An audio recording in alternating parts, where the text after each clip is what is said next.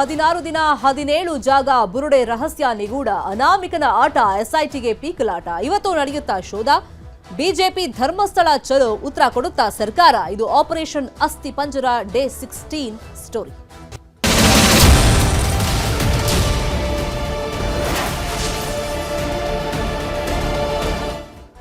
ಧರ್ಮಸ್ಥಳದಲ್ಲಿ ಆಪರೇಷನ್ ಅಸ್ಥಿ ಪಂಜರ ಕುರಿತಾಗಿ ಕುತೂಹಲ ಜಾಸ್ತಿನೇ ಇದೆ. ಕಾರ್ಯಾಚರಣೆ ನಿಲ್ಲಿಸಿಬಿಡ್ತಾರಾ ಅಥವಾ ಅನಾಮಿಕ ತೋರಿಸಿರುವಂತಹ ಜಾಗಗಳಲ್ಲಿ ಇನ್ನೂ ಉತ್ಖನನ ಮುಂದುವರಿಯುತ್ತಾ?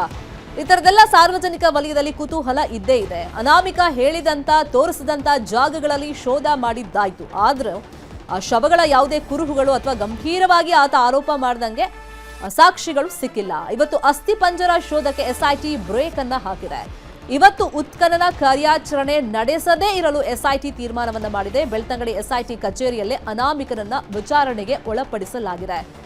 ಸರ್ಕಾರಕ್ಕೆ ವರದಿ ಸಲ್ಲಿಸಲು ಅನಾಮಿಕನ ವಿಚಾರಣೆಯನ್ನ ಎಸ್ಐಟಿ ಮಾಡ್ತಾ ಇದೆ. ಇನ್ನು ನಾಳೆಯೊಳಗೆ ಸರ್ಕಾರಕ್ಕೆ ಮಧ್ಯಂತರ ವರದಿಯನ್ನ ಈ ಪ್ರಕರಣದಲ್ಲಿ ಎಸ್ಐಟಿ ಸಲ್ಲಿಕೆ ಮಾಡೋದಕ್ಕೆ ತಯಾರಿಗಳನ್ನ ಮಾಡಿಕೊಂಡಿದೆ ಅಂತ ಮಾಹಿತಿಗಳು ಲಭ್ಯವಾಗಿದೆ. ಇನ್ನು 3 ಸ್ಥಳಗಳನ್ನ ತಾನು ತೋರಿಸ್ತೀನಿ ಅಂತ ಆತ ಒತ್ತಡವನ್ನ ಹೇರ್ತಾ ಇದ್ದಾನೆ ಅಥವಾ ಮನವಿಯನ್ನ ಮಾಡ್ಕೊಳ್ತಾ ಇದ್ದಾನೆ.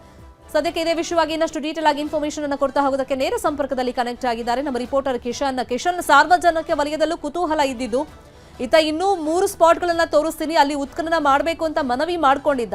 ಇನ್ನೊಂದ್ ಕಡೆ ಜನ ಹೇಳ್ತಿರೋದು ಇಷ್ಟು ಅವಕಾಶ ಅವನಿಗೆ ಕೊಟ್ಟಿದ್ದಾಯ್ತು, ಬಟ್ ಯೂಸ್ಫುಲ್ ಆಗಿ ಅಥವಾ ಆತ ಹೇಳ್ದಂಗೆ ಗಂಭೀರವಾದಂತ ಪ್ರಕರಣ ಅಂತ ಕನ್ಸಿಡರ್ ಮಾಡಿ ಉತ್ಖನನ ಮಾಡಿದ್ದಕ್ಕೆ ಪ್ರಬಲ ಸಾಕ್ಷಿಗಳು ಸಿಕ್ಕಿಲ್ಲ ಅಂತೇಳಿ. ಹಾಗಾಗಿ ಎಸ್ಐಟಿ ಯಾವ ನಿರ್ಧಾರಕ್ಕೆ ಬಂದಿದೆ, ಸರ್ಕಾರಕ್ಕೆ ಯಾವಾಗ ವರದಿ ಸಲ್ಲಿಕೆ ಆಗ್ಬೋದು?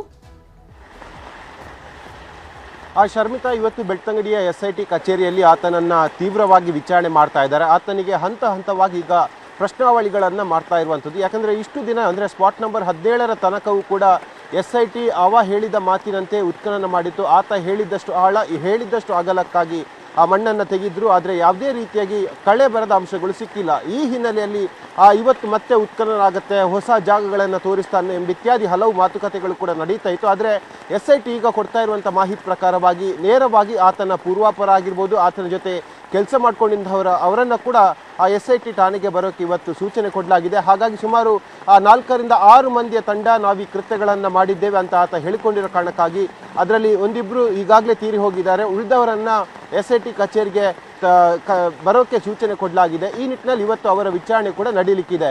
ಮತ್ತೊಂದು ಕಡೆ ಬೆಳ್ತಂಗಡಿಯ ಕೋರ್ಟ್ಗೆ ಜುಲೈ 11ನೇ ತಾರೀಕು ಆತ ಒಂದು ಬುರುಡೆಯನ್ನು ತಂದಿದ್ದ. ಆ ಬುರುಡೆಯ ಸ್ಥಳ ಮಹಜರು ಕೂಡ ಇವತ್ತು ಆಗುವಂತಹ ಸಾಧ್ಯತೆಗಳು ಕೂಡ ಇದೆ. ಸಿಕ್ಕಿರುವಂಥ ಮಾಹಿತಿ ಪ್ರಕಾರವಾಗಿ ಕಲ್ಲೇರಿಯ ಅರಣ್ಯ ಭಾಗದಿಂದ ಆ ಬುರುಡೆಯನ್ನು ಆತ ತಂದಿದ್ದ ಅಂತ ಹೇಳಲಾಗ್ತಾ ಇದೆ. ಹಾಗಾಗಿ ಅದರ ಮಹಜರು ಪ್ರಕ್ರಿಯೆ ಮಾತ್ರ ಬಾಕಿ ಇರುವಂಥದ್ದು. ಈ ನಿಟ್ಟಿನಲ್ಲಿ ಸರ್ಕಾರಕ್ಕೆ ಮಧ್ಯಂತರ ವರದಿಯನ್ನು ಕೊಡಬೇಕಾಗಿದೆ. ಸೋಮವಾರ ಅಧಿವೇಶನದಲ್ಲಿ ಗೃಹ ಸಚಿವರು ಎಸ್ಐಟಿ ಕೊಟ್ಟಂತಹ ವರದಿಯ ಪ್ರಕಾರವಾಗಿ ಅದರ ಸಾರಾಂಶವನ್ನು ಹೇಳಲಿಕ್ಕಿದ್ದಾರೆ.